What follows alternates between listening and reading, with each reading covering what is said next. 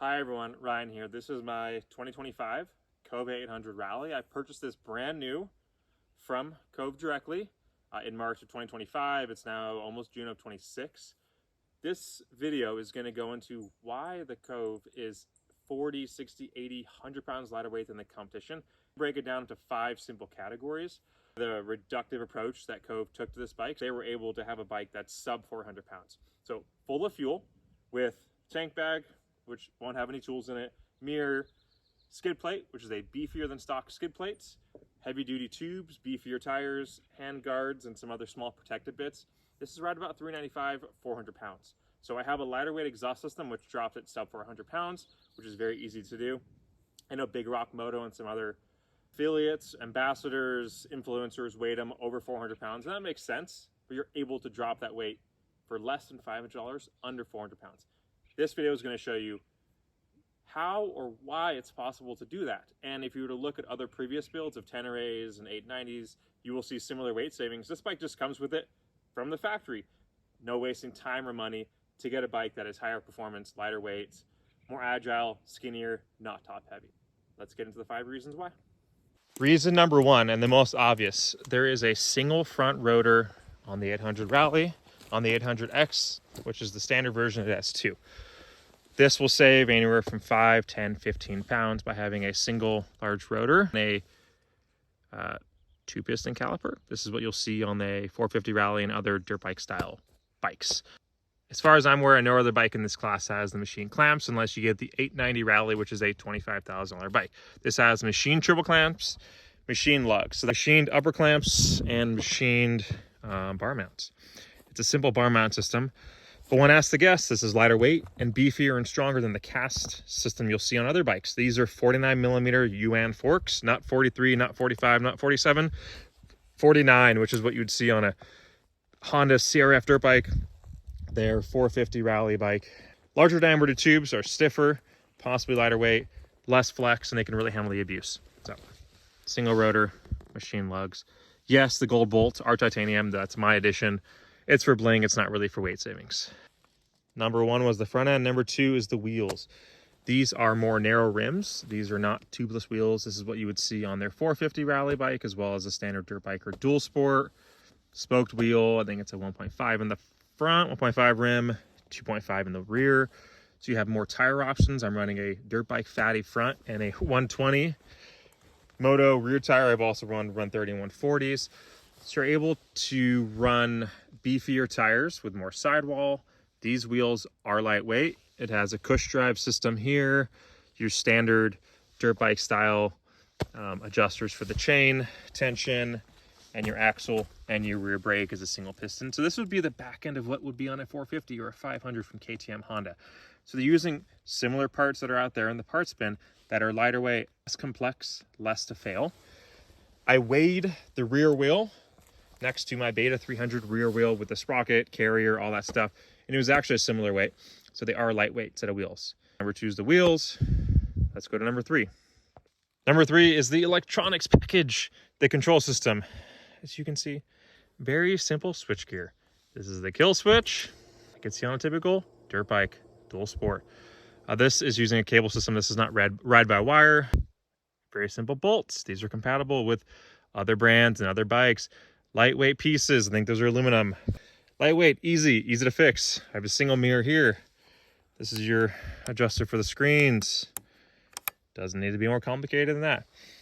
Electronics, it has ABS. There is an ABS switch, and it has 2 different ride modes. It has a sport and an eco. That is it. No quick shifter, no lean angle stuff. None of that to make your riding more complicated. If you're an aggressive off-road rider, this bike is for you. If you want all the bells and whistles, maybe this isn't for you. And it still comes with the USB charging port. Simple electronics, simple front end. That reduces weight and complexity. Number 4, we're talking frames, swing arm, subframe. I believe they call it a stressed member, where the engine is part of the frame. Look at that. The foot pegs bolt on like a regular dirt bike. Reducing weight, complexity, extra bolts, extra flex.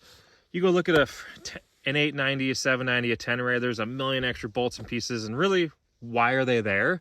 Oh, it's because they adopted road bikes to make them off-road bikes. Simple shifter, a simple linkage system, Easy to fix, easy to replace. Look at all that space in there. Subframe, it's aluminum, it's lightweight. I know it's kind of controversial that it's not designed for passengers or carrying a ton of weight. This is fine if you're gonna ride around the world with a saddlebag on here, you're totally fine. If you're gonna run a passenger and yourself and luggage, it's not designed for that. Gas tank is right here. The battery is actually up front. It's a really unique system. ECU, lightweight aluminum.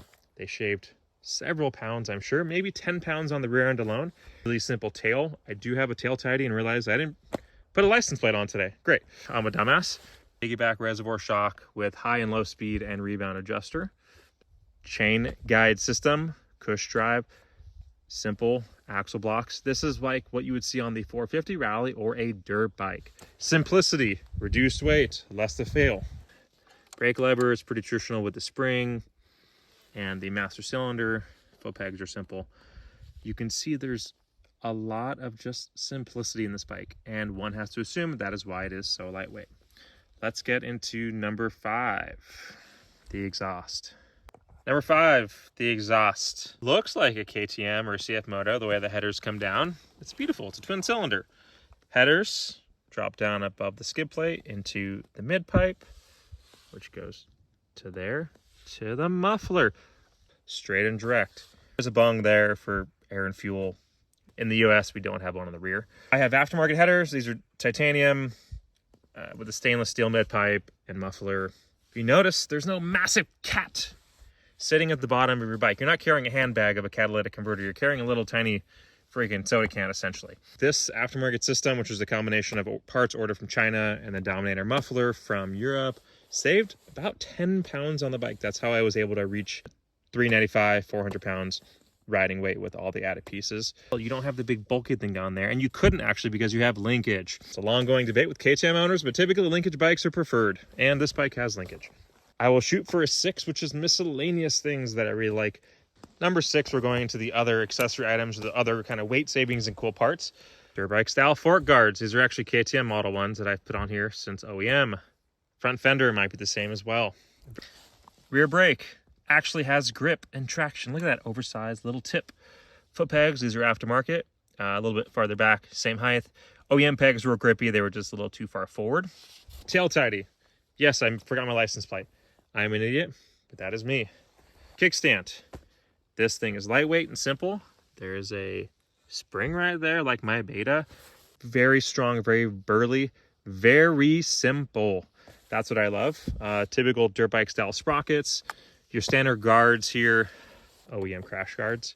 If you're familiar with smaller dual sports and dirt bikes, you will be familiar with this bike. I did have a gripper seat added to it. If you've ever ridden other bikes in this category, you're 5'7" to 5'9" and you feel uncomfortable and they're top heavy, this bike is not like that. But look at this. I can comfortably maneuver the bike. I'm not a very big burly person. I'm about 160 pounds, 5'9", 31-inch inseam. It is such an easy bike to ride. I feel locked in, secure, and I don't feel like it's gonna drop whenever I stop awkwardly or if I'm at the stoplight, like a lot of other bikes do. I don't know the exact number, but it sure is low and it's easy. So that is a huge highlight of the bike for someone that is not tall like myself. There's an overview. I try to explain in this simple man's terms how this bike could be so lightweight. I have yet to see a review that goes into the details and kind of zooms in what is different and what is going to be lighter weight than the competition.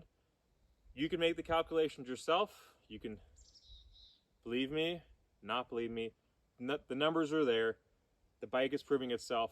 I've won a race. I get on the podium every time I enter a race, and I'm just an average person. I'm not a 6'5" giant like you pretty much have to be to ride every other adventure bike. Look at every other good adventure bike rider. They're not 5'9", and they're not 160, 165. They're a much larger human being. Proof's in the pudding. If I can do it, so can you.